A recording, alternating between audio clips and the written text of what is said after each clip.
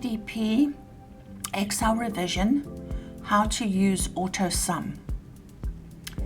In this example, let's assume that we want to add up the total amount of salaries that are paid out in the month. So this is the salary column. Obviously, this is what each person earns. The easiest place to start would be to go down to the bottom of this column and position your cursor there, making that the active cell. So that's where the answer will appear. Then using AutoSum, you would go to sum, because that will give you the total of. And here it's showing you the formula that it's created based on, again, an assumption.